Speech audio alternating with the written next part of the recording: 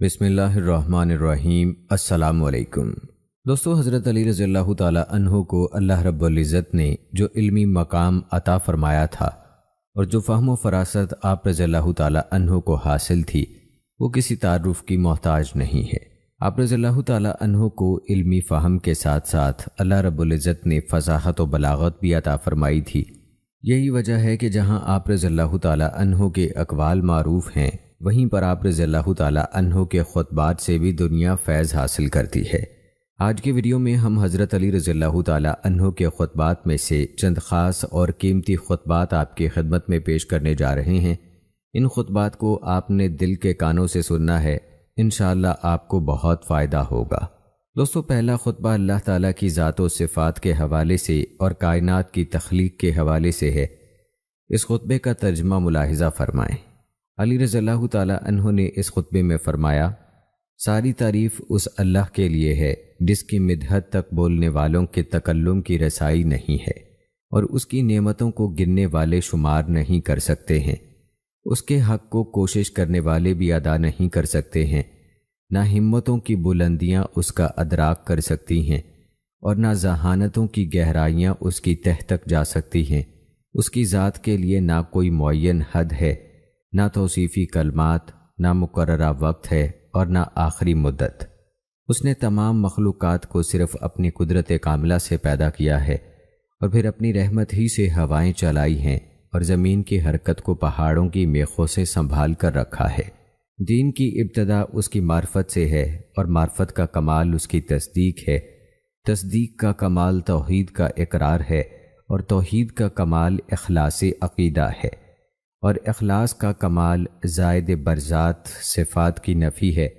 کہ صفت کا مفہوم خود ہی گواہ ہے کہ وہ موصوف سے الگ کوئی شے ہے، اور موصوف کا مفہوم ہی یہ ہے کہ وہ صفت سے جداگانہ کوئی ذات ہے۔ اس کے لیے الگ سے صفات کا اثبات ایک شریک کا اثبات ہے، اور اس کا لازمی نتیجہ ذات کا تعدد ہے، اور تعدد کا مقصد اس کے لیے اجزاء کا عقیدہ ہے، اور اجزاء کا عقیدہ صرف جہالت ہے، معرفت نہیں۔ اور جو بے معرفت ہو گیا اس نے اشارہ کرنا شروع کر دیا، اور جس نے اس کی طرف اشارہ کیا اس نے اسے ایک سمت میں محدود کر دیا، اور جس نے محدود کر دیا اس نے اسے گنتی کا ایک شمار کر لیا جو سراسر خلاف توحید ذات ہے۔ آپ رضی اللہ تعالی عنہ فرماتے ہیں، جس نے یہ سوال اٹھایا کہ وہ کس چیز میں ہے، اس نے اسے کس کے ضمن میں قرار دے دیا، اور جس نے یہ کہا کہ وہ کس کے اوپر قائم ہے، اس نے نیچے کا علاقہ خالی کرا لیا۔ اس کی ہستی حادث نہیں ہے، اور اس کا وجود عدم کی تاریکیوں سے نہیں نکلا ہے۔ وہ ہر شے کے ساتھ ہے لیکن مل کر نہیں، اور ہر شے سے الگ ہے لیکن جدائی کی بنیاد پر نہیں۔ وہ فعال ہے لیکن حرکات و آلات کے ذریعے نہیں، اور وہ اس وقت بھی بصیر تھا جب دیکھی جانے والی مخلوق کا پتہ نہیں تھا۔ وہ اپنی ذات میں بالکل اکیلا ہے، اور اس کا کوئی ایسا ساتھی نہیں ہے جس کو پا کر انس محسوس کرے اور کھو کر پریشان ہو جانے کا احسان کرے۔ اس نے مخلوقات کو از غیب ایجاد کیا اور ان کی تخلیق کی ابتدا کی، بغیر کسی فکر کی جولانی کے اور بغیر کسی تجربے سے فائدہ اٹھائے ہوئے یا نفس کے افکار کی الجھن میں پڑے ہوئے۔ تمام اشیاء کو ان کے اوقات کے حوالے کر دیا، اور پھر ان کے اختلاف میں تناسب پیدا کر دیا۔ سب کی طبیعتیں مقرر کر دیں اور پھر انہیں شکلیں عطا کر دیں۔ اسے یہ تمام باتیں ایجاد کے پہلے سے معلوم تھیں، اور وہ ان کے حدود اور ان کی انتہا کو خوب جانتا تھا۔ اسے ہر شے کے ذاتی اطراف کا بھی علم تھا، اور اس کے ساتھ ساتھ شامل ہو جانے والی اشیاء کا بھی علم تھا۔ اس کے بعد اس نے فضا کی وسعتیں، اس کے اطراف و اکناف اور ہواؤں کے طبقات ایجاد کیے، اور ان کے درمیان وہ پانی بہا دیا جس کی لہروں میں تلاطم تھا، اور جس کی موجیں تہ بتہ تھیں، اور اسے ایک تیز و تند ہوا کے کاندھے پر لاد دیا، اور پھر ہوا کو الٹنے پلٹنے اور روک کر رکھنے کا حکم دے دیا، اور اس کی حدوں کو پانی کی حدوں سے یوں ملا دیا کہ نیچے ہوا کی وسعتیں تھیں اور اوپر پانی کا تلاطم۔ اس کے بعد ایک اور ہوا ایجاد کی جس کی حرکت میں کوئی تولیدی صلاحیت نہیں تھی، اور اسے مرکز پر روک کر اس کے جھونکوں کو تیز کر دیا، اور اس کے میدان کو وسیع تر بنا دیا۔ اور پھر اسے حکم دے دیا کہ اس بحر و زخار کو متھ ڈالے اور موجوں کو الٹ پلٹ کر دے۔ چنانچہ اس نے سارے پانی کو ایک مشکیزے کے ساتھ متھ ڈالا اور اسے فضائے بسیط میں اس طرح لے کر چلی کہ اول کو آخر پر الٹ دیا اور ساکن کو متحرک پر پلٹ دیا، اور اس کے نتیجے میں پانی کی ایک سطح بلند ہو گئی اور اس کے اوپر ایک جھاگ کی تہ بن گئی۔ پھر اس جھاگ کو پھیلی ہوئی اور کھلی ہوئی فضا میں بلند کر دیا اور اس سے 7 آسمان پیدا کر دیے، جس کی نچلی سطح ایک ٹھہری ہوئی موج کی طرح تھی اور اوپر کا حصہ ایک محفوظ سقف اور بلند عمارت کی مانند تھا۔ نہ اس کا کوئی ستون تھا جو سہارا دے سکے اور نہ کوئی بندھن تھا جو منظم کر سکے۔ پھر ان آسمانوں کو ستاروں کی زینت سے مزین کیا اور ان میں تابندہ نجوم کی روشنی پھیلا دی، اور ان کے درمیان ایک صوفگن چراغ اور ایک روشن ماہتاب رواں کر دیا، جس کی حرکت ایک گھومنے والے فلک اور ایک متحرک چھت اور جنبش کرنے والی تختی میں تھی۔ پھر اس نے بلند ترین آسمانوں کے درمیان شگاف پیدا کیے اور انہیں طرح طرح کے فرشتوں سے بھر دیا، جن میں سے بعض سجدے میں ہیں تو رکوع کی نوبت نہیں آتی، اور بعض رکوع میں ہیں تو سر نہیں اٹھاتے ہیں، اور بعض صف باندھے ہوئے ہیں تو اپنی جگہ سے حرکت نہیں کرتے ہیں، بعض مشغول تسبیح ہیں تو خستہ حال نہیں ہوتے ہیں۔ سب کے سب وہ ہیں کہ ان کی آنکھوں پر نیند کا غلبہ ہوتا ہے، اور نہ عقلوں پر سہو و نسیان کا، نہ بدن میں سستی پیدا ہوتی ہے اور نہ دماغ میں نسیان کی غفلت۔ ان میں سے بعض کو وحی کا امین اور رسولوں کی طرف قدرت کی زبان بنایا گیا ہے، جو اس کے فیصلوں اور احکام کو برابر لاتے رہتے ہیں، اور کچھ اس کے بندوں کے محافظ اور جنت کے دروازوں کے دربان ہیں، اور بعض وہ بھی ہیں جن کے قدم زمین کے آخری طبقے میں ثابت ہیں، اور گردنیں بلند ترین آسمانوں سے بھی باہر نکلی ہوئی ہیں۔ ان کے اطراف بدن اقطار عالم سے وسیع تر ہیں، اور ان کے کاندھے پایہ ہائے عرش کے اٹھانے کے قابل ہیں۔ ان کی نگاہیں عرش الہی کے سامنے جھکی ہوئی ہیں، اور وہ اس کے نیچے پروں کو سمیٹے ہوئے ہیں۔ ان کے اور دیگر مخلوقات کے درمیان عزت کے حجاب اور قدرت کے پردے حائل ہیں۔ وہ اپنے پروردگار کے بارے میں شکل و صورت کا تصور بھی نہیں کرتے ہیں، اور نہ اس کے حق میں مخلوقات کی صفات کو جاری کرتے ہیں۔ وہ نہ اسے مکان میں محدود کرتے ہیں اور نہ اس کی طرف اشباہ و نظائر سے اشارہ کرتے ہیں۔ ناظرین، آپ نے حضرت علی رضی اللہ تعالیٰ عنہ کا یہ خطبہ ملاحظہ کیا، جس میں آپ رضی اللہ تعالیٰ عنہ نے اللہ رب العزت کی توحید کو خوبصورت انداز میں بیان فرمایا، زمین و آسمان کی تخلیق اور فرشتوں کی صفات بیان فرمائیں۔ دوستو، اب حضرت علی رضی اللہ تعالیٰ عنہ کا یہ خوبصورت خطبہ ملاحظہ فرمائیں، جس میں اللہ تعالیٰ کی مخلوقات کا ذکر ہے۔ فرمایا آپ رضی اللہ تعالیٰ عنہ نے، ساری حمد و ستائش اس اللہ کے لیے ہے جسے حواس پا نہیں سکتے، نہ جگہیں اسے گھیر سکتی ہیں، نہ آنکھیں اسے دیکھ سکتی ہیں، نہ پردے اسے چھپا سکتے ہیں۔ وہ مخلوقات کے نیست کے بعد ہست ہونے سے اپنے ہمیشہ سے ہونے کا اور ان کے باہم مشابہ ہونے سے اپنے بے مثل و بے نظیر ہونے کا پتہ دیتا ہے۔ وہ اپنے وعدے میں سچا اور بندوں پر ظلم کرنے سے بالا تر ہے۔ وہ مخلوق کے بارے میں عدل سے چلتا ہے اور اپنے حکم میں انصاف برتتا ہے۔ وہ چیزوں کے وجود پذیر ہونے سے اپنی قدامت پر اور ان کے عجز و کمزوری کے نشانوں سے اپنی قدرت پر اور ان کے فنا ہو جانے کی اضطراری کیفیتوں سے اپنی ہمیشگی پر عقل سے گواہی حاصل کرتا ہے۔ اور میں گواہی دیتا ہوں کہ محمد صلی اللہ علیہ وآلہ وسلم اس کے ابد اور برگزیدہ رسول اور پسندیدہ امین ہیں۔ خدا ان پر اور ان کے اہل بیت پر رحمت فرمائے۔ اللہ نے انہیں ناقابل انکار دلیلوں، واضح کامرانیوں اور راہ شریعت کی رہنمائیوں کے ساتھ بھیجا۔ چنانچہ آپ صلی اللہ علیہ وآلہ وسلم نے حق کو باطل سے چھانٹ کر اس کا پیغام پہنچایا،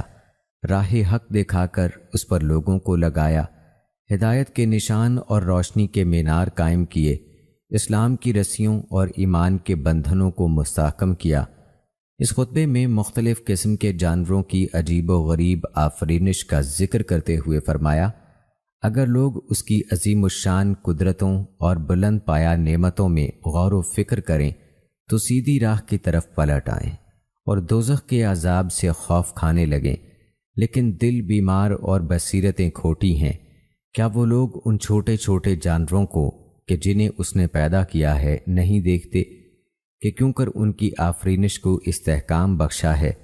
اور ان کے جوڑ بند کو باہم استواری کے ساتھ ملایا ہے، اور ان کے لیے کان اور آنکھ کے سوراخ کھولے ہیں اور ہڈی اور کھال کو پوری مناسبت سے درست کیا ہے۔ ذرا اس چونٹی کی طرف اس کی جسامت کے اختصار اور شکل و صورت کی باریکی کے عالم میں نظر کرو، اتنی چھوٹی کہ گوشہ چشم سے بمشکل دیکھی جا سکے اور نہ فکروں میں سماتی ہے۔ دیکھو تو کیوں کر زمین پر رینگتی پھرتی ہے اور اپنے رزق کی طرف لپکتی ہے اور دانے کو اپنے بل کی طرف لے جاتی ہے اور اسے اپنے قیام گاہ میں مہیا رکھتی ہے، اور گرمیوں میں جاڑے کے موسم کے لیے اور قوت و توانائی کے زمانے میں عجز و درماندگی کے دنوں کے لیے ذخیرہ اکٹھا کر لیتی ہے۔ اس کی روزی کا ذمہ لیا جا چکا ہے اور اس کے مناسب حال رزق اسے پہنچتا رہتا ہے۔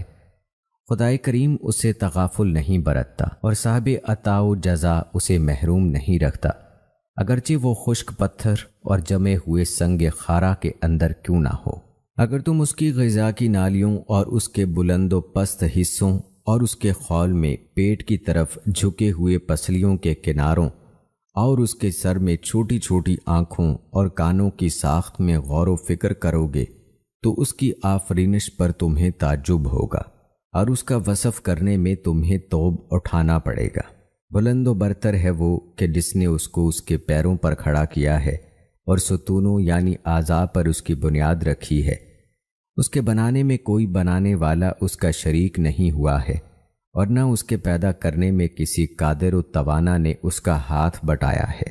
اگر تم سوچ بچار کی راہوں کو طے کرتے ہوئے اس کی آخری حد تک پہنچ جاؤ تو عقل کی رہنمائی تمہیں بس اس نتیجے پر پہنچائے گی کہ جو چیونٹی کا پیدا کرنے والا ہے وہی کھجور کے درخت کا پیدا کرنے والا ہے، کیونکہ ہر چیز کی تفصیل لطافت و باریکی لیے ہوئے ہے اور ہر ذی حیات کے مختلف اعضاء میں باریک ہی سا فرق ہے۔ اس کی مخلوقات میں بڑی اور چھوٹی، بھاری اور ہلکی، طاقتور اور کمزور چیزیں یکساں ہیں، اور یوں ہی آسمان، فضا، ہوا اور پانی برابر ہیں۔ لہٰذا تم سورج، چاند، سبزے، درخت، پانی اور پتھر کی طرف دیکھو اور اس رات دن کے یکے بعد دیگرے آنے جانے اور ان دریاؤں کے جاری ہونے اور ان پہاڑوں کی بہتات اور ان چوٹیوں کی اچان پر نگاہ دوڑاؤ اور ان نعمتوں اور قسم قسم کی زبانوں کے اختلاف پر نظر کرو، اس کے بعد افسوس کرو ان پر کہ جو قضاء و قدر کے مالک ذات اور نظم و انضباط کے قائم کرنے والی ہستی سے انکار کریں۔ انہوں نے تو یہ سمجھ رکھا ہے کہ وہ گھاس پھونس کی طرح خود بخود اگائے ہیں، نہ ان کا کوئی بونے والا ہے اور نہ ان کی گوں نہ گوں صورتوں کا کوئی بنانے والا ہے۔ انہوں نے اپنے اس دعوے کی بنیاد کسی دلیل پر نہیں رکھی اور نہ سنی سنائی باتوں کی تحقیق کی ہے۔ ذرا سوچو تو، کیا کوئی عمارت بغیر بنانے والے کے ہوا کرتی ہے اور کوئی جرم بغیر مجرم کے ہوتا ہے؟ اگر چاہو تو چونٹی کی طرح ٹڈی کے متعلق بھی کچھ کہو کہ اس کے لیے لال بھبوکا 2 آنکھیں پیدا کیں اور اس کی آنکھوں کے چاند سے دونوں حلقوں کے چراغ روشن کیے اور اس کے لیے بہت ہی چھوٹے چھوٹے کان بنائے اور مناسب و معتدل منہ کا شگاف بنایا اور اس کے حص کو قوی اور تیز قرار دیا اور ایسے 2 دانت بنائے کہ جن سے وہ پتیوں کو کاٹتی ہے، درانتی کی طرح کے 2 پیر دیے کہ جن سے وہ گھاس پات کو پکڑتی ہے۔ کاشتکار اپنے زراعت کے بارے میں اس سے ہراساں رہتے ہیں اگر وہ اپنے جتھوں کو سمیٹ لیں، جب بھی اس ٹڈی دل کا ہنکانا ان کے بس میں نہیں ہوتا، یہاں تک کہ وہ جست و خیز کرتا ہوا ان کے کھیتوں پر ٹوٹ پڑتا ہے اور ان سے اپنی خواہشوں کو پورا کر لیتا ہے، حالانکہ اس کا جسم ایک باریک انگلی کے بھی برابر نہیں ہوتا۔ پاک ہے وہ ذات کہ جس کے سامنے آسمان و زمین میں جو کوئی بھی ہے، خوشی یا مجبوری سے باہر سورج سجدے میں گرا ہوا ہے اور اس کے لیے رخسار اور چہرے کو خاک پر مل رہا ہے اور عجز و انکسار سے اس کے آگے سرنگوں ہے اور خوف و دہشت سے اپنی باغ دور اسے سونپے ہوئے ہے۔ پرندے اس کے حکم کی زنجیروں میں جکڑے ہوئے ہیں وہ ان کے پروں اور سانسوں کی گنتی تک کو جانتا ہے، اور ان میں سے کچھ کے پیر تری پر اور کچھ کے خشکی پر جما دیے ہیں، اور ان کی روزیاں معین کر دی ہیں، اور ان کے انواع و اقسام پر احاطہ رکھتا ہے کہ یہ کوا ہے اور یہ عقاب، یہ کبوتر ہے اور یہ شتر مرغ۔ اس نے ہر پرندے کو اس کے نام پر دعوت وجود دی اور ان کی روزی کا ذمہ لیا، اور یہ بھاری بوجھل بادل پیدا کیے کہ جن سے موسلا دھار بارشیں برسائیں، اور حصہ رسدی مختلف سرزمینوں پر انہیں بانٹ دیا، اور زمین کو اس کے خشک ہو جانے کے بعد تر بتر کر دیا، اور بنجر ہونے کے بعد اس سے لہلہاتا ہوا سبزہ اگایا۔ دوستو، آپ نے ملاحظہ فرمایا کہ حضرت علی رضی اللہ تعالی عنہ نے کس خوبصورت انداز سے انسان کو اللہ تعالیٰ کی مخلوقات میں غور و فکر کی تاکید فرمائی ہے اور اللہ تعالیٰ کی قدرتوں کو بیان فرمایا ہے۔ دوستو، اب آپ کو حضرت علی رضی اللہ تعالی عنہ کا ایک خطبہ بتاتے ہیں جس میں غفلت سے بیدار کیا گیا ہے اور خدا کی طرف دوڑ کر آنے کی دعوت دی گئی ہے۔ فرمایا، جن چیزوں کو تمہارے مرنے والوں نے دیکھا ہے، اگر تم بھی دیکھ لیتے تو گھبرا جاتے اور سراسیمہ اور مضطرب ہو جاتے اور حق کی بات سنتے اور اس پر عمل کرتے، لیکن جو انہوں نے دیکھا ہے وہ ابھی تم سے پوشیدہ ہے اور قریب ہے کہ وہ پردہ اٹھا دیا جائے۔ اگر تم چشم بنیاد گوش رکھتے ہو تو تمہیں سنایا اور دکھایا ہے، اور ہدایت کی طلب ہے تو تمہیں ہدایت کی جا چکی ہے۔ میں سچ کہتا ہوں کہ عبرتیں تمہیں بلند آواز سے پکار چکی ہیں اور دھمکانے والی چیزوں سے تمہیں دھمکایا جا چکا ہے۔ آسمانی رسولوں یعنی فرشتوں کے بعد بشر ہی ہوتے ہیں جو تم تک اللہ کا پیغام پہنچاتے ہیں۔ اسی طرح میری زبان سے جو ہدایت ہو رہی ہے در حقیقت اللہ کا پیغام ہے جو تم تک پہنچ رہا ہے۔ اسی طرح کا ایک اور خطبے کا ترجمہ ملاحظہ فرمائیں۔ اس خطبے میں آپ رضی اللہ تعالی عنہ نے فرمایا، تمام حمد اس اللہ کے لیے ہے کہ جو بن دیکھے جانا پہچانا ہوا اور بے رنج و تاب اٹھائی ہر چیز کا پیدا کرنے والا ہے۔ اس نے اپنی قدرت سے مخلوقات کو پیدا کیا اور اپنی عزت و جلالت کے پیش نظر فرما رواؤں سے اطاعت و بندگی لی،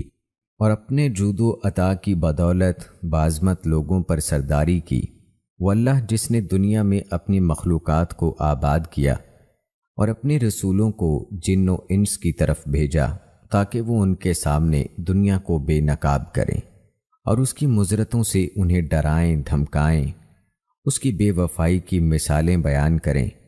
اور اس کی صحت و بیماری کے تغیرات سے ایک دم انہیں پوری پوری عبرت دلانے کا سامان کر دیں، اور اس کے عیوب اور حلال و حرام کے ذرائع اقتصاب اور فرما برداروں اور نافرمانوں کے لیے جو بہشت و دوزخ اور عزت و دولت کے سامان اللہ نے مہیا کیے ہیں دکھلائے۔ میں اس کی ذات کی طرف ہمہ تن متوجہ ہو کر اس کی ایسی حمد و ثنا کرتا ہوں جیسی حمد اس نے اپنی مخلوقات سے چاہی ہے۔ اس نے ہر شے کا ایک اندازہ اور ہر اندازے کی ایک مدت اور ہر مدت کے لیے ایک نوشتہ قرار دیا ہے۔ فرمایا، قرآن اچھائیوں کا حکم دینے والا، برائیوں سے روکنے والا، بظاہر خاموش اور بباطن گویا اور مخلوقات پر اللہ کی حجت ہے کہ جس پر عمل کرنے کا اس نے بندوں سے عہد لیا ہے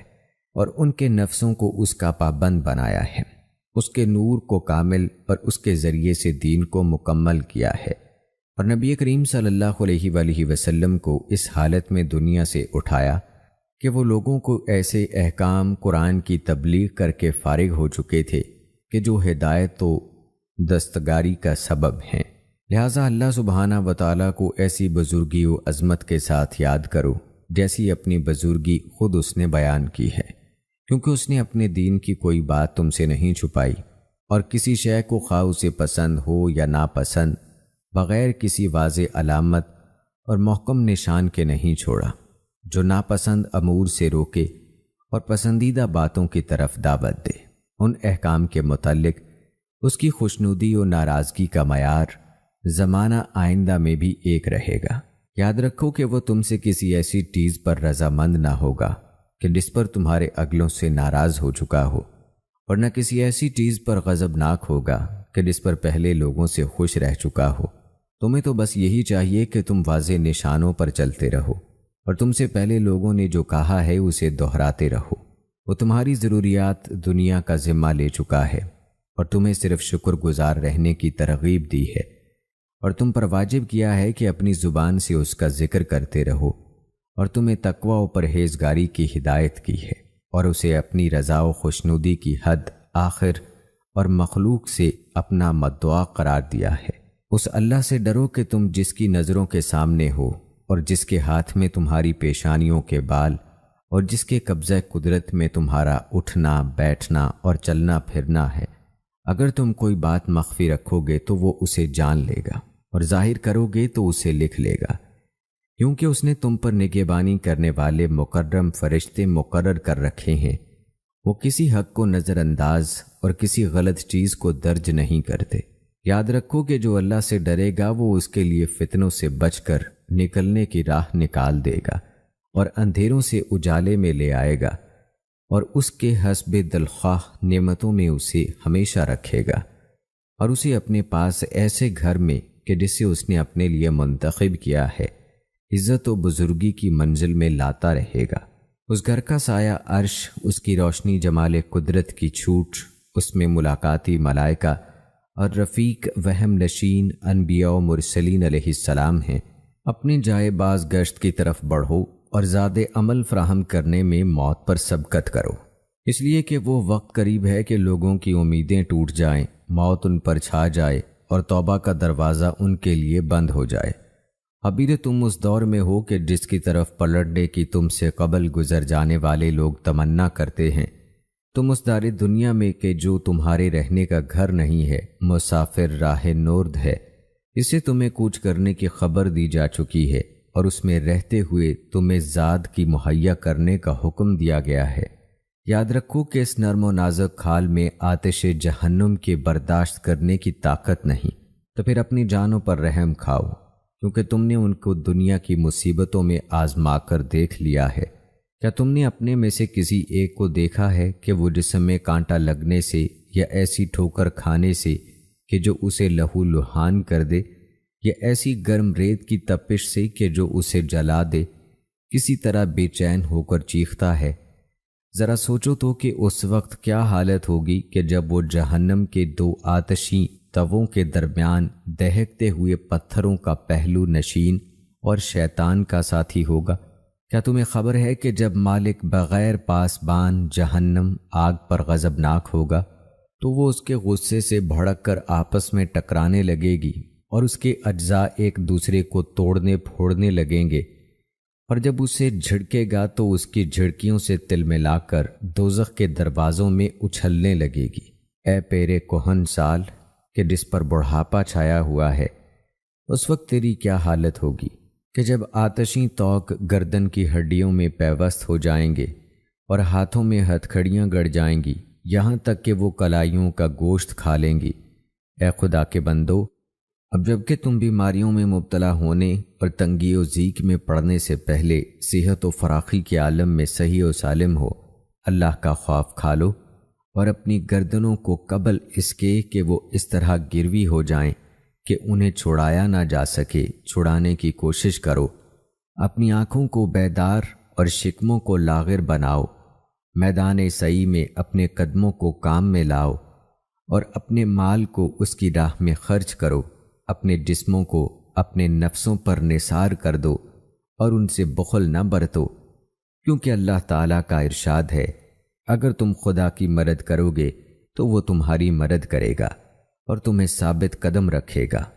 اور پھر فرمایا کہ کون ہے جو اللہ کے قرض حسنہ دے تو خدا اس کے اجر کو دگنا کر دے گا اور اس کے لیے عمدہ جزا ہے۔ یاد رکھو خدا نے کسی کمزوری کی بنا پر تم سے مدد نہیں مانگی اور نہ بے مائگی کی وجہ سے تم سے قرض کا سوال کیا ہے۔ اس نے تم سے مدد چاہی ہے باوجود یہ کہ اس کے پاس سارے آسمان و زمین کے لشکر ہیں، وہ غلبہ اور حکمت والا ہے، اور تم سے قرض مانگا ہے حالانکہ آسمان و زمین کے خزانے اس کے قبضے میں ہیں، اور وہ بے نیاز و لائق حمد و ثنا ہے۔ اس نے تو یہ چاہا ہے کہ تمہیں آزمائے کہ تم میں اعمال کے لحاظ سے کون بہتر ہے۔ تم اپنے اعمال کو لے کر بڑھو تاکہ اللہ کے ہمسایوں کے ساتھ اس کے گھر یعنی جنت میں رہو۔ وہ ایسے ہمسائے ہیں کہ اللہ نے جنہیں پیغمبروں کا رفیق بنایا ہے اور فرشتوں کو ان کی ملاقات کا حکم دیا ہے اور ان کے کانوں کو ہمیشہ کے لیے محفوظ رکھا ہے کہ آگ کی اذیتوں کی بھنک ان میں نہ پڑے، اور ان کے جسموں کو بچائے رکھا ہے کہ وہ رنج اور تھکان سے دوچار نہ ہوں۔ یہ خدا کا فضل ہے، وہ جس کو چاہتا ہے عطا کرتا ہے، اور خدا تو بڑے فضل و کرم والا ہے۔ میں وہی کہہ رہا ہوں جو تم سن رہے ہو، میرے اور تمہارے نفسوں کے لیے اللہ ہی مددگار ہے، اور وہی میرے لیے کافی اور اچھا سازگار ہے۔ دوستو، اس خطبے میں حضرت علی رضی اللہ تعالی عنہ نے بڑے خوبصورت انداز سے انسان کو آخرت کی فکر کرنے کی تاکید فرمائی ہے، اور یہ باور کرانے کی کوشش کی ہے کہ انسان اس دنیا میں مسافر ہے، اس کا اصل ٹھکانہ جنت یا جہنم ہے، اور اس کے لیے تیاری اس دنیا میں کرنی ہے۔ دوستو، اب آپ کو حضرت علی رضی اللہ تعالی عنہ کا جو خطبہ ہم بتانے جا رہے ہیں، یہ خطبہ حضرت آدم علیہ السلام کی تخلیق کے حوالے سے ہے۔ حضرت علی رضی اللہ تعالی عنہ کا یہ خطبہ ملاحظہ فرمائیں۔ اس خطبے میں آپ رضی اللہ تعالی عنہ فرماتے ہیں، زمین و آسمان کے بعد پروردگار نے زمین کے سخت و نرم اور شور و شیریں حصوں سے خاک کو جمع کیا اور اسے پانی سے اس قدر بھگویا کہ بالکل خالص ہو گئی، اور پھر تری میں اس قدر گوندھا کہ لیس دار بن گئی، اور اس سے ایک ایسی صورت بنائی جس میں موڑ بھی تھے اور جوڑ بھی، اعضاء بھی تھے اور جوڑ بند بھی۔ پھر اسے اس قدر سکھایا کہ مضبوط ہو گئی، اور اس قدر سخت کیا کہ کھنکھنانے لگی، اور یہ صورتحال ایک وقت معین اور مدت خاص تک برقرار رہی، جس کے بعد اس میں ایک مالک نے اپنی روح کمال پھونک دی اور اسے ایسا انسان بنا دیا جس میں ذہن کی جولانیاں بھی تھیں اور فکر کے تصرفات بھی، کام کرنے والے اعضاء و جوارح بھی تھے، اور حرکت کرنے والے ادوات و آلات بھی، حق و باطل میں فرق کرنے والی معرفت بھی تھی، اور مختلف ذائقوں، خوشبوؤں، رنگ و روغن میں تمیز کرنے کی صلاحیت بھی۔ اسے مختلف قسم کی مٹی سے بنایا گیا جس میں موافق اجزاء بھی پائے جاتے تھے اور متضاد عناصر بھی، اور گرمی، سردی، تری، خشکی جیسی کیفیات بھی۔ پھر پروردگار نے ملائکہ سے مطالبہ کیا کہ اس کی امانت کو واپس کریں اور اس کی معہودہ وصیت پر عمل کریں، یعنی اس مخلوق کے سامنے سر جھکا دیں اور اس کی کرامت کا اقرار کر لیں۔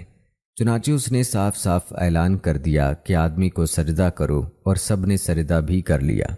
سوائے ابلیس کے کہ اسے تعصب نے گھیر لیا اور بدبختی غالب آ گئی، اور اس نے آگ کی خلقت کو وجہ عزت اور خاک کی خلقت کو وجہ ذلت قرار دے دیا، مگر پروردگار نے اسے غضب الہی کے مکمل استحقاق، آزمائش کی تکمیل اور اپنے وعدے کو پورا کرنے کے لیے یہ کہہ کر مہلت دے دی کہ تجھے روز وقت معلوم تک کے لیے مہلت دی جا رہی ہے۔ اس کے بعد پروردگار نے آدم کو ایک ایسے گھر میں مسکن دیا جہاں کی زندگی خوشگوار اور مامون و محفوظ تھی، اور پھر انہیں ابلیس اور اس کی عداوت سے بھی باخبر کر دیا، لیکن دشمن نے ان کے جنت کے قیام اور نیک بندوں کی رفاقت سے جل کر انہیں دھوکہ دے دیا، اور انہوں نے بھی اپنے یقین محکم کو شک اور عزم مستحکم کو کمزوری کے ہاتھوں فروخت کر دیا، اور اس طرح مسرت کے بدلے خوف کو لے لیا، اور ابلیس کے کہنے میں آ کر ندامت کا سامان فراہم کر لیا۔ پھر پروردگار نے ان کے لیے توبہ کا سامان فراہم کر دیا اور اپنے کلمات رحمت کی تلقین کر دی، اور ان سے جنت میں واپسی کا وعدہ کر کے انہیں آزمائش کی دنیا میں اتار دیا جہاں نسلوں کا سلسلہ قائم ہونے والا تھا۔ حضرت علی رضی اللہ تعالی عنہ مزید فرماتے ہیں کہ اس کے بعد اللہ تعالیٰ نے آدم علیہ السلام کے اولاد میں سے ان انبیاء کا انتخاب کیا جن سے وحی کی حفاظت اور پیغام کی تبلیغ کی امانت کا عہد لیا، اس لیے کہ آخری مخلوقات نے عہد الہی کو تبدیل کر دیا تھا، اس کے حق سے ناواقف ہو گئے تھے، اس کے ساتھ دوسرے خدا بنا لیے تھے، اور شیطان نے انہیں معرفت کی راہ سے ہٹا کر عبادت سے یکسر جدا کر دیا تھا۔ پروردگار نے ان کے درمیان رسول بھیجے، انبیاء کا تسلسل قائم کیا تاکہ وہ ان سے فطرت کی امانت کو واپس لیں اور انہیں بھولی ہوئی نعمت پروردگار کو یاد دلائیں، تبلیغ کے ذریعے ان پر اتمام حجت کریں اور ان کی عقل کے دفینوں کو باہر لائیں، اور انہیں قدرت الہی کی نشانیاں دکھلائیں۔ یہ سروں پر بلند ترین چھت، یہ زیر قدم گہوارہ، یہ زندگی کے اسباب، یہ فنا کرنے والی اجل، یہ بوڑھا بنا دینے والے امراض، اور یہ پے در پے پیش آنے والے حادثات۔ اس نے کبھی اپنی مخلوقات کو بنی مرسل یا کتاب منزل یا حجت لازم یا طریق واضح سے محروم نہیں رکھا ہے۔ ایسے رسول بھیجے ہیں جنہیں نہ عدد کی قلت کام سے روک سکتی تھی اور نہ جھٹلانے والوں کی کثرت۔ ان میں جو پہلے تھا اس کو بعد والے کا حال معلوم تھا، اور جو بعد میں آیا اسے پہلے والے نے پہنچوا دیا تھا۔ اور یوں ہی صدیاں گزرتی رہیں اور زمانے بیتتے رہے، آباء و اجداد جاتے رہے اور اولاد و احفاد آتے رہے، یہاں تک کہ مالک نے اپنے وعدے کو پورا کرنے اور اپنی نبوت کو مکمل کرنے کے لیے حضرت محمد صلی اللہ علیہ وآلہ وسلم کو بھیج دیا، جن کے بارے میں انبیاء علیہ السلام سے عہد لیا جا چکا تھا اور جن کی علامتیں مشہور اور ولادت مسعود و مبارک تھی۔ اس وقت اہل زمین متفرق مذاہب، منتشر خواہشات اور مختلف راستوں پر گامزن تھے۔ کوئی خدا کو مخلوقات کی شبیہ بتا رہا تھا، کوئی اس کے ناموں کو بگاڑ رہا تھا اور کوئی دوسرے خدا کا اشارہ دے رہا تھا۔ مالک نے آپ کے ذریعے سے سب کو گمراہی سے ہدایت دی اور جہالت سے باہر نکال لیا۔ اس کے بعد اس نے آپ کی ملاقات کو پسند کیا اور انعامات سے نوازنے کے لیے اس دار دنیا سے بلند کر لیا۔ آپ کو مصائب سے نجات دلا دی اور نہایت احترام سے اپنی بارگاہ میں طلب کر لیا، اور امت میں ویسا ہی انتظام کر دیا جیسا کہ دیگر انبیاء نے کیا تھا، کہ انہوں نے بھی قوم کو لاوارث نہیں چھوڑا تھا جس کے لیے کوئی واضح راستہ اور مستحکم نشان نہ ہو۔ آپ صلی اللہ علیہ وآلہ وسلم نے تمہارے درمیان تمہارے پروردگار کی کتاب یعنی قرآن کو چھوڑا ہے، جس کے حلال و حرام، فرائض و فضائل، ناسخ و منسوخ، رخصت و عزیمت، خاص و عام، عبرت و امثال، مطلق و مقید، محکم و متشابہ سب کو واضح کر دیا تھا۔ مجمل کی تفسیر کر دی تھی، گتھیوں کو سلجھا دیا تھا۔ اس میں بعض آیات ہیں جن کا علم عہد لیا گیا ہے اور بعض سے ناواقفیت کو معاف کر دیا گیا ہے، بعض احکام کے فرض کا کتاب میں ذکر کیا گیا ہے اور سنت سے ان کے منسوخ ہونے کا علم حاصل ہوا ہے، یا سنت میں ان کے وجوب کا ذکر ہوا ہے، جبکہ کتاب میں ترک کرنے کی آزادی کا ذکر تھا۔ بعض احکام ایک وقت میں واجب ہوئے ہیں اور مستقبل میں ختم کر دیے گئے ہیں۔ اس کے محرمات میں بعض پر جہنم کی سزا سنائی گئی ہے اور بعض گناہ صغیرہ ہیں جن کی بخشش کی امید دلائی گئی ہے۔ بعض احکام ہیں جن کا مختصر بھی قابل قبول ہے اور زیادہ کی بھی گنجائش پائی جاتی ہے۔ دوستو، حج بیت اللہ کا ذکر کرتے ہوئے حضرت علی رضی اللہ تعالی عنہ اپنے خطبے میں فرماتے ہیں، پروردگار نے تم لوگوں پر حج بیت الحرام کو واجب قرار دیا ہے، جس سے لوگوں کے لیے قبلہ بنایا، اور جہاں لوگ پیاسے جانوروں کی طرح بے تابانہ وارد ہوتے ہیں اور ویسا انس رکھتے ہیں جیسے کبوتر اپنے آشیانے سے رکھتا ہے۔ حج بیت اللہ کو مالک نے اپنی عظمت کے سامنے جھکنے کی علامت اور اپنی عزت کے ایقان کی نشانی قرار دیا ہے۔ اس نے مخلوقات میں سے ان بندوں کا انتخاب کیا ہے جو اس کی آواز سن کر لبیک کہتے ہیں اور اس کے کلمات کی تصدیق کرتے ہیں۔ انہوں نے انبیاء کے موقف میں وقوف کیا ہے اور طواف عرش کرنے والے فرشتوں کا انداز اختیار کیا ہے۔ یہ لوگ اپنی عبادت کے معاملے میں برابر فائدے حاصل کر رہے ہیں اور مغفرت کے وعدہ گاہ کی طرف تیزی سے سبقت کر رہے ہیں۔ پروردگار نے کعبے کو اسلام کی نشانی اور بے پناہ افراد کی پناہ گاہ قرار دیا ہے، اس کے حج کو فرض کیا ہے اور اس کے حق کو واجب قرار دیا ہے۔ تمہارے اوپر اس گھر کی حاضری کو لکھ دیا ہے اور صاف اعلان کر دیا ہے کہ اللہ کے لیے لوگوں کی ذمہ داری ہے کہ اس کے گھر کا حج کریں جس کے پاس بھی اس راہ کو طے کرنے کی استطاعت پائی جاتی ہو۔ دوستو، آپ حضرت علی رضی اللہ تعالی عنہ کے مختلف خطبات ملاحظہ کر رہی ہیں۔ اب آپ کو جو خطبہ ہم بتانے والے ہیں،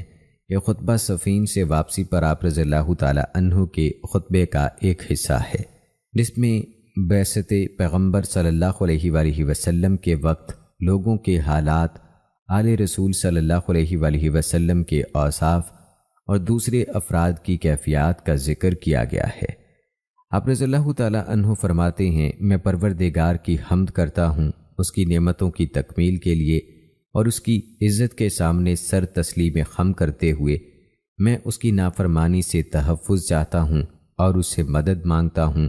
کہ میں اسی کی کفایت و کفالت کا محتاج ہوں۔ وہ جسے ہدایت دے دے وہ گمراہ نہیں ہو سکتا، اور جس کا وہ دشمن ہو جائے اسے کہیں پناہ نہیں مل سکتی۔ جس کے لیے وہ کافی ہو جائے وہ کسی کا محتاج نہیں ہے۔ اس حمد کا پلہ ہر باوزن شے سے گراں تر ہے، اور یہ سرمایہ ہر خزانے سے زیادہ قیمتی ہے۔ میں گواہی دیتا ہوں کہ اللہ ایک ہے، اس کا کوئی شریک نہیں ہے، اور یہ وہ گواہی ہے جس کے اخلاص کا امتحان ہو چکا ہے اور جس کا نچوڑ عقیدے کا جز بن چکا ہے۔ میں اس گواہی سے تا حیات وابستہ رہوں گا اور اسی کو روز قیامت کے ہولناک مراحل کے لیے ذخیرہ بناؤں گا۔ یہی ایمان کی مستحکم بنیاد ہے، اور یہی نیکیوں کا آغاز ہے، اور اسی میں رحمان کی مرضی اور شیطان کی تباہی کا راز مضمر ہے۔ اور میں گواہی دیتا ہوں کہ محمد اللہ کے بندہ اور اس کے رسول ہیں۔ انہیں پروردگار نے مشہور دین، معصور نشانی، روشن کتاب، ضیاء پاش نور، چمکدار روشنی اور واضح امر کے ساتھ بھیجا ہے، تاکہ شبہات زائل ہو جائیں اور دلائل کے ساتھ حجت تمام کی جا سکے، آیات کے ذریعے ہوشیار بنایا جا سکے اور مثالوں کے ذریعے ڈرایا جا سکے۔ یہ بعثت اس وقت ہوئی ہے جب لوگ ایسے فتنوں میں مبتلا تھے جن سے رسومات دین ٹوٹ چکی تھیں، یقین کے ستون ہل گئے تھے، اصول میں شدید اختلاف تھا اور امور میں سخت انتشار، مشکلات سے نکلنے کے راستے تنگ و تاریک ہو گئے تھے، ہدایت گمنام تھی اور گمراہی برسر عام، رحمان کی معصیت ہو رہی تھی اور شیطان کی نصرت، ایمان یکسر نظر انداز ہو گیا تھا، اس کے ستون گر گئے تھے اور آثار ناقابل شناخت ہو گئے تھے، راستے مٹ گئے تھے اور شاہراہیں بے نشان ہو گئی تھیں۔ لوگ شیطان کی اطاعت میں اس کے راستے پر چل رہے تھے۔ یہ لوگ ایسے فتنوں میں مبتلا تھے جنہوں نے انہیں پیروں تلے رون دیا تھا اور سموں سے کچل دیا تھا، اور خود اپنے پنجوں کے بل کھڑے ہو گئے تھے۔ یہ لوگ فتنوں میں حیران و سرگرداں اور جاہل و فریب خوردہ تھے۔ پروردگار نے انہیں اس گھر یعنی مکہ میں بھیجا جو بہترین مکان تھا لیکن بدترین ہمسائے، جن کی نیندیں بیدار تھیں اور جن کا سرما آنسو، سرزمین جہاں عالم کو لگام لگی ہوئی تھی اور جاہل محترم تھا۔ یہ لوگ راز الہی کی منزل اور امر دین کا ملجا و ماوا ہیں، یہی علم خدا کے مرکز اور حکم خدا کی پناہ گاہ ہیں۔ کتابوں نے یہیں پناہ لی ہے اور دین کے یہی کوہ گراں ہیں۔ انہی کے ذریعے پروردگار نے دین کی پشت کی کجی سیدھی کی ہے اور انہی کے ذریعے اس کے جوڑ بند کے ریشے کا علاج کیا ہے۔ آپ رضی اللہ تعالیٰ عنہ ایک دوسری قوم کا ذکر کرتے ہوئے فرماتے ہیں، ان لوگوں نے فجور کا بیج بویا ہے اور اسے غرور کے پانی سے سینچا ہے اور نتیجے میں ہلاکت کو کاٹا ہے۔ یاد رکھو کہ آل محمد پر اس امت میں کس کا قیاس نہیں کیا جا سکتا،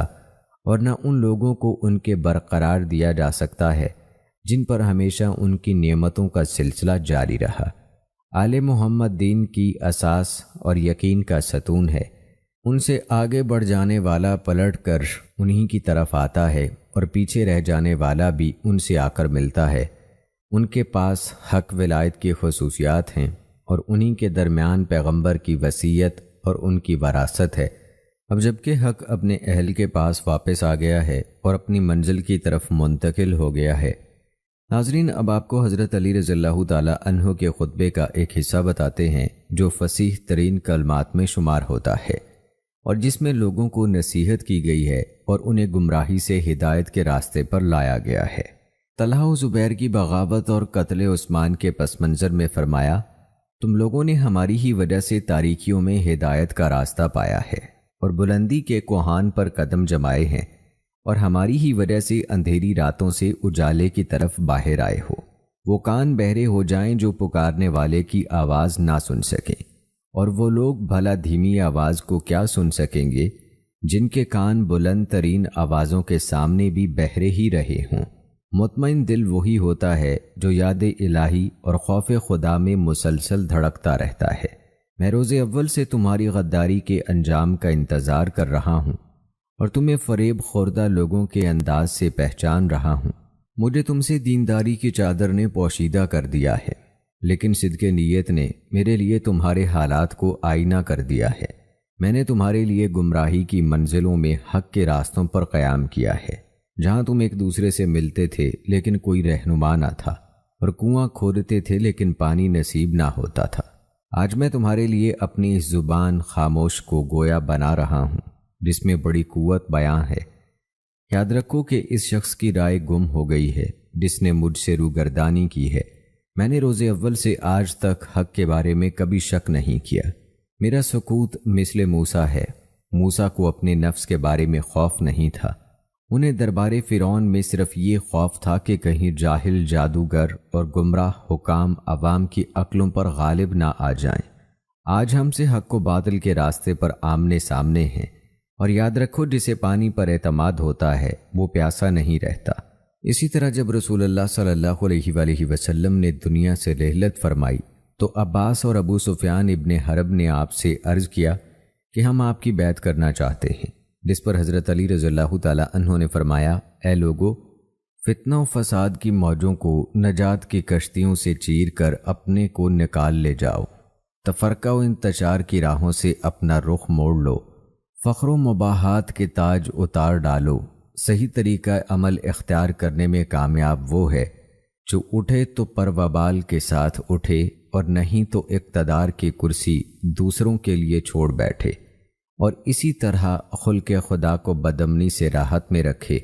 اس وقت طلب خلافت کے لیے کھڑا ہونا یہ ایک گندلا پانی اور ایسا لقمہ ہے جو کھانے والے کے گلوگیر ہو کر رہے گا۔ پھلوں کو ان کے پکنے سے پہلے چننے والا ایسا ہے جیسے دوسروں کی زمین میں کاشت کرنے والا۔ اگر بولتا ہوں تو لوگ کہتے ہیں کہ یہ دنیاوی سلطنت پر مٹے ہوئے ہیں، اور چپ رہتا ہوں تو کہتے ہیں کہ موت سے ڈر گئے۔ افسوس اب یہ بات جب کہ میں ہر طرح کی نشیب و فراز دیکھے بیٹھا ہوں۔ خدا کی قسم ابو طالب کا بیٹا موت سے اتنا مانوس ہے کہ بچہ اپنی ماں کی چھاتی سے اتنا مانوس نہیں ہوتا۔ البتہ ایک علم پوشیدہ میرے سینے کی تہوں میں لپٹا ہوا ہے کہ اسے ظاہر کر دوں تو تم اسی طرح پیچ و تاب کھانے لگو جس طرح گہرے کنووں میں رسیاں لرزتی اور تھر تھراتی ہیں۔ دوستو، اب حضرت علی رضی اللہ تعالی عنہ کے کلام کا ایک حصہ جس میں اپنی اور بعض مخالفین کے اوصاف کا تذکرہ فرمایا ہے ملاحظہ فرمائیں۔ خیال کیا جاتا ہے کہ شاید اس سے مراد اہل جمل ہیں۔ فرمایا وہ رعد کی طرح گرجے اور بجلی کی طرح چمکے، مگر ان دونوں باتوں کے باوجود بزدلی ہی دکھائی، اور ہم جب تک دشمن پر ٹوٹ نہیں پڑتے گرجتے نہیں، اور جب تک عملی طور پر برس نہیں لیتے لفظوں کا سیلاب نہیں بہاتے۔ دوستو، حضرت علی رضی اللہ تعالی عنہ کے خطبے کا ایک حصہ جس کا مقصد شیطان ہے یا شیطان صفت کوئی گروہ ہے، یہ ملاحظہ فرمائیں۔ فرمایا گواہ ہو جاؤ کہ شیطان نے اپنے گروہ کو جمع کر لیا ہے اور اپنے سوار و پیادے سمیٹ لیے ہیں۔ میرے ساتھ یقیناً میری بصیرت ہے، نہ میں نے خود جان بوجھ کر کبھی اپنے کو دھوکہ دیا اور نہ مجھے واقعی کبھی دھوکہ ہوا۔ خدا کی قسم میں ان کے لیے ایک ایسا حوض چھلکاؤں گا جس کا پانی نکالنے والا میں ہوں۔ انہیں ہمیشہ کے لیے نکلنے یا نکل کر پھر واپس آنے کا کوئی امکان ہی نہ ہوگا۔ روایات میں آتا ہے کہ جب جنگ جمل میں علم اپنے فرزند محمد بن حنفیہ کو دیا تو ان سے فرمایا، پہاڑ اپنی جگہ چھوڑ دیں مگر تم اپنی جگہ سے نہ ہٹنا، اپنے دانتوں کو بھینچ لینا، اپنا سر اللہ کو عاریتاً دینا، اپنے قدم زمین میں گاڑ دینا، لشکر کی آخری صفوں پر اپنی نظر رکھنا اور دشمن کی کثرت و طاقت سے آنکھوں کو بند کر لینا، اور یقین رکھنا کہ مدد خدا ہی کی طرف سے ہوتی ہے۔ آپ نے اپنے ایک خطبے میں جنگ جمل کے بعد اہل بصرہ کی مذمت یوں فرمائی ہے، تم ایک عورت کی سپاہ اور ایک چوپائے کے تابع تھے، وہ بلبلایا تو تم لبیک کہتے ہوئے بڑھے، اور وہ زخمی ہوا تو تم بھاگ کھڑے ہوئے۔ تم پست اخلاق و عہد شکن ہو، تمہارے دین کا ظاہر کچھ ہے اور باطن کچھ، تمہاری سرزمین کا پانی تک شور ہے، تم میں اقامت کرنے والا گناہوں کے جال میں جکڑا ہوا ہے، اور تم میں سے نکل جانے والا اپنے پروردگار کی رحمت کو پا لینے والا ہے۔ وہ آنے والا منظر میری آنکھوں میں پھر رہا ہے، جبکہ تمہاری مسجد یوں نمایاں ہوگی جس طرح کشتی کا سینہ، یہاں تک کہ اللہ نے تمہارے شہر پر، اس کے اوپر اور اس کے نیچے سے عذاب بھیج دیا ہوگا، اور وہ اپنے رہنے والوں سمیت ڈوب چکا ہوگا۔ دوستو، یہی مضمون ایک اور روایت میں یوں بیان ہوا ہے: خدا کی قسم تمہارا شہر غرق ہو کر رہے گا، اس حد تک کہ اس کی مسجد کشتی کے اگلے حصے یا سینے کے بل بیٹھے ہوئے شتر مرغ کی طرح گویا مجھے نظر آ رہی ہے۔ ایک اور روایت میں اس طرح ہے جیسے پانی کے گہراؤں میں پرندے کا سینہ، اور ایک اور روایت میں اس طرح ہے: تمہارا شہر اللہ کے سب شہروں سے مٹی کے لحاظ سے گندا اور بدبودار ہے، یہ سمندر کے پانی سے قریب اور آسمان سے دور ہے۔ برائی کے 10 حصوں میں سے 9 حصے اس میں پائے جاتے ہیں، جو اس میں آ پہنچا وہ اپنے گناہوں میں اسیر ہے، اور جو اس سے چل دیا عضو الہی اس کے شریک حال ہے۔ گویا میں اپنی آنکھوں سے اس بستی کو دیکھ رہا ہوں کہ سیلاب سے اسے اس حد تک ڈھانپ لیا ہے کہ مسجد کے کنگروں کے سوا کچھ نظر نہیں آتا، اور وہ یوں معلوم ہوتے ہیں جیسے سمندر کے گہراؤں میں پرندے کا سینہ۔ دوستو، اس کے علاوہ جب مدینے میں آپ رضی اللہ تعالی عنہ کی بیعت ہوئی تو یوں خطبہ فرمایا: میں اپنے قول کا ذمہ دار اور اس کی صحت کا ضامن ہوں۔ جس شخص کو اس کے دیدہ عبرت نے گزشتہ عقوبتیں واضح طور سے دکھا دی ہوں، اسے تقوی شبہات میں اندھا دھند کودنے سے روک لیتا ہے۔ تمہیں جاننا چاہیے کہ آج تمہارے لیے وہی آزمائش دور پلٹ آیا ہے جو رسول کی بعثت کے وقت تھا۔ اس ذات کی قسم جس نے رسول کو حق و صداقت کے ساتھ بھیجا، تم بری طرح تہوبالا کیے جاؤ گے اور اس طرح چھانٹے جاؤ گے کہ جس طرح چھلنی سے کسی چیز کو چھانا جاتا ہے، اور اس طرح غلط ملت کیے جاؤ گے جس طرح چمچے سے ہنڈیا، یہاں تک کہ تمہارے ادنا نے اعلیٰ اور اعلیٰ ادنا ہو جائیں گے۔ جو پیچھے تھے آگے بڑھ جائیں گے، اور جو ہمیشہ آگے رہتے تھے وہ پیچھے چلے جائیں گے۔ خدا کی قسم میں نے کوئی بات پردے میں نہیں رکھی، نہ کبھی کذب بیانی سے کام لیا۔ مجھے اس مقام اور اس دن کی پہلے ہی سے خبر دی جا چکی ہے۔ معلوم ہونا چاہیے کہ گناہ اس سرکش گھوڑوں کی مانند ہے جن پر ان کے سواروں کو سوار کر دیا گیا ہو، اور باغیں بھی ان کی اتار دی گئی ہوں، اور وہ لے جا کر انہیں دوزخ میں پھاند پڑیں، اور تقوی رام کی ہوئی سواریوں کی مانند ہے جن پر ان کے سواروں کو سوار کیا گیا ہو۔ اس طرح کے باغیں ان کے ہاتھ میں دے دی گئی ہوں، اور وہ انہیں با اطمینان لے جا کر جنت میں اتار دیں۔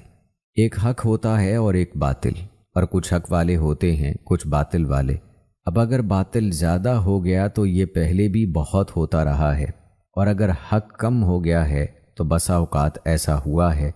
اور بہت ممکن ہے کہ وہ اس کے بعد باطل پر چھا جائے، اگرچہ ایسا کم ہی ہوتا ہے کہ کوئی چیز پیچھے ہٹ کر آگے بڑھے۔ اسی خطبے کا ایک حصہ یہ ہے، فرمایا جس کے پیش نظر دوزخ و جنت ہو، اس کی نظر کسی اور طرف نہیں اٹھ سکتی۔ جو تیز قدم دوڑنے والا ہے وہ نجات یافتہ ہے، اور جو طلبگار ہو مگر سست رفتار، اسے بھی توقع ہو سکتی ہے، مگر جو ارادتاً کوتاہی کرنے والا ہو اسے تو دوزخ ہی میں گرنا ہے۔ دائیں بائیں گمراہی کی راہیں ہیں، اور درمیانی راستہ ہی صراط مستقیم ہے۔ اس راستے پر اللہ کی ہمیشہ رہنے والی کتاب اور نبوت کے آثار ہیں، اسی سے شریعت کا نفاذ و اجرا ہوا، اور اسی کی طرف آخر کار بازگشت ہے۔ جس نے غلط عدن کیا وہ تباہ و برباد ہوا، اور جس نے افطرا باندھا وہ ناکام و نامراد رہا۔ جو حق کے مقابلے میں کھڑا ہوتا ہے تباہ ہو جاتا ہے، اور انسان کی جہالت اس سے بڑھ کر کیا ہوگی کہ وہ اپنی قدر و منزلت کو نہ پہچانے۔ وہ اصل و اساس جو تقوی پر ہو برباد نہیں ہوتی، اور اس کے ہوتے ہوئے کسی قوم کی کشت یعنی عمل بے آب و خشک نہیں رہتی۔ تم اپنے گھر کے گوشوں میں چھپ کر بیٹھ جاؤ، آپس کے جھگڑوں کی اصلاح کرو۔ توبہ تمہارے عقب میں ہے۔ حمد کرنے والا صرف اپنے پروردگار کی حمد کرے، اور بھلا برا کہنے والا اپنے ہی نفس کی ملامت کرے۔ دوستو یاد رکھیں، حضرت علی رضی اللہ تعالی عنہ کے خطبات میں بڑی فصاحت پائی جاتی ہے، اس لیے ان خطبات کو غور سے سننے سے ہی سمجھا جا سکتا ہے۔ لیکن یاد رکھیں کہ ہر خطبے میں جو باتیں ہیں بہت گہری ہیں، اور ان کے مطالب بھی بہت گہرے ہیں۔ حضرت علی رضی اللہ تعالی عنہ کا وہ خطبہ ملاحظہ فرمائیں جو ان لوگوں کے بارے میں ہے جو امت کے فیصلے چکانے کے لیے مسند قضا پر بیٹھ جاتے ہیں، حالانکہ وہ اس کے اہل نہیں ہوتے۔ فرمایا تمام لوگوں میں سب سے زیادہ خدا کے نزدیک مبغوض 2 شخص ہیں، ایک وہ جسے اللہ نے اس کے نفس کے حوالے کر دیا ہو، یعنی اس کی بد اعمالیوں کی وجہ سے اپنی توفیق سلب کر لی، جس کے بعد وہ سیدھی راہ سے ہٹا ہو، بدعت کی باتوں پر فریفتہ اور گمراہی کی تبلیغ پر مٹا ہوا ہے، وہ اپنے ہوا خواہوں کے لیے فتنہ اور سابقہ لوگوں کے ہدایت سے برگشتہ ہے۔ وہ تمام ان لوگوں کے لیے جو اس کی زندگی میں یا اس کی موت کے بعد اس کی پیروی کریں گمراہ کرنے والا ہے۔ وہ دوسروں کے گناہوں کا بوجھ اٹھائے ہوئے اور خود اپنی خطاؤں میں جکڑا ہوا ہے،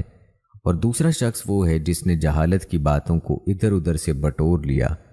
وہ امت کے جاہل افراد میں دوڑ دھوپ کرتا ہے اور فتنوں کی تاریکیوں میں غافل و مدہوش پڑا رہتا ہے، اور امن و آشتی کے فائدوں سے آنکھ بند کر لیتا ہے۔ چند انسانی شکل و صورت سے ملتے جلتے ہوئے لوگوں نے اسے عالم کا لقب دے رکھا ہے، حالانکہ وہ عالم نہیں، وہ ایسی بے سود باتوں کے سمیٹنے کے لیے منہ اندھیرے نکل پڑتا ہے جن کا نہ ہونے سے بہتر ہے، یہاں تک کہ جب وہ اس گندے پانی سے سیراب ہو لیتا ہے، وہ لایانی باتوں کو جمع کر لیتا ہے تو لوگوں میں قاضی بن کر بیٹھ جاتا ہے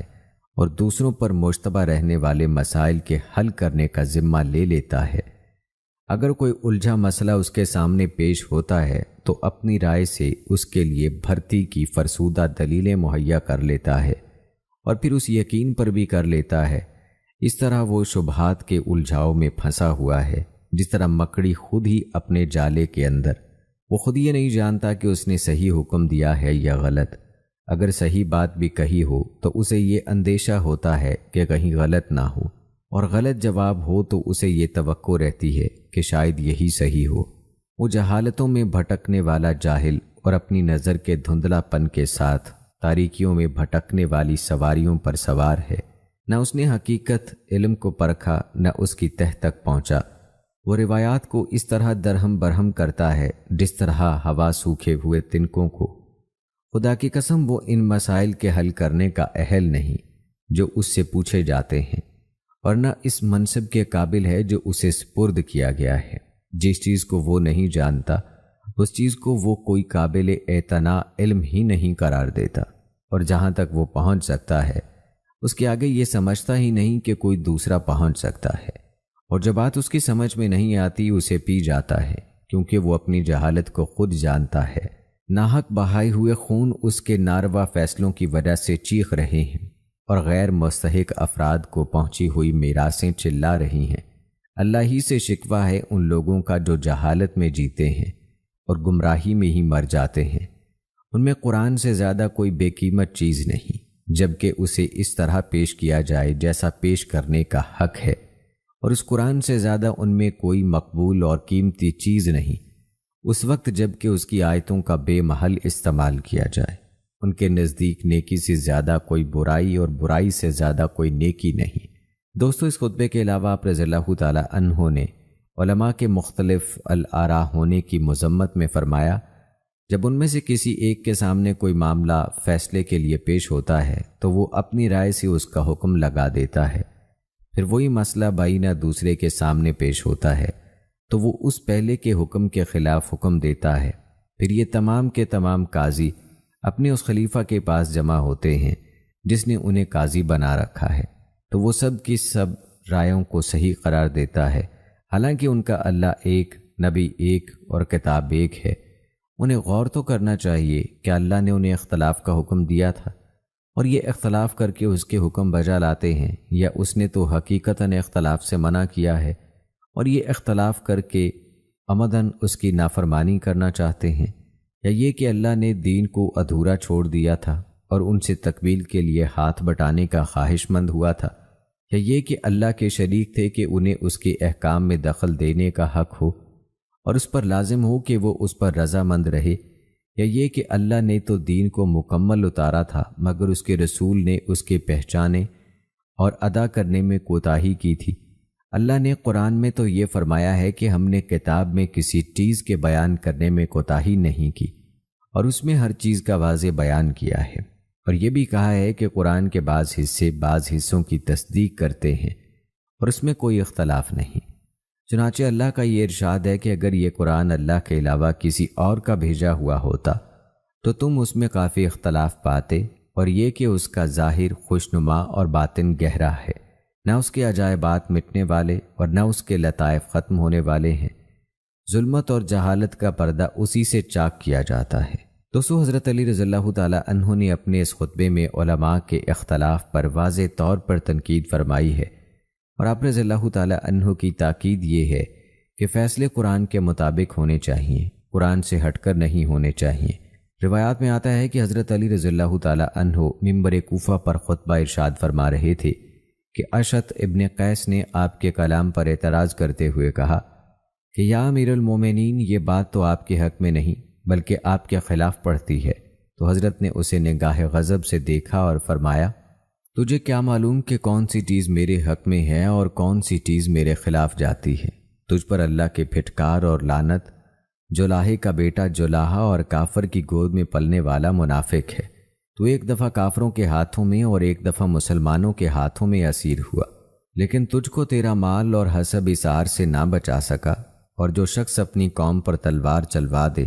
اور اس کی طرف موت کو دعوت اور ہلاکت کا بلاوا دے،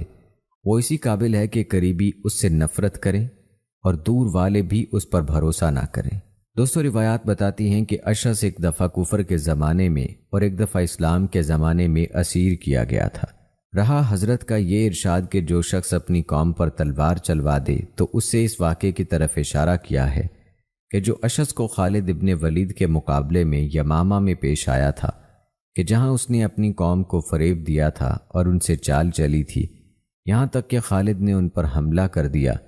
اور اس واقعے کے بعد اس کی قوم والوں نے اس کا لقب اور فنار رکھ دیا، اور یہ ان کے محاورے میں غدار کے لیے بولا جاتا ہے۔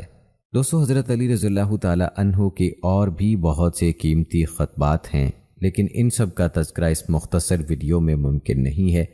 آج کے لیے انہی خطبات پر اکتفا کرتے ہیں، پھر حاضر ہوں گے ایک نئی ویڈیو کے ساتھ۔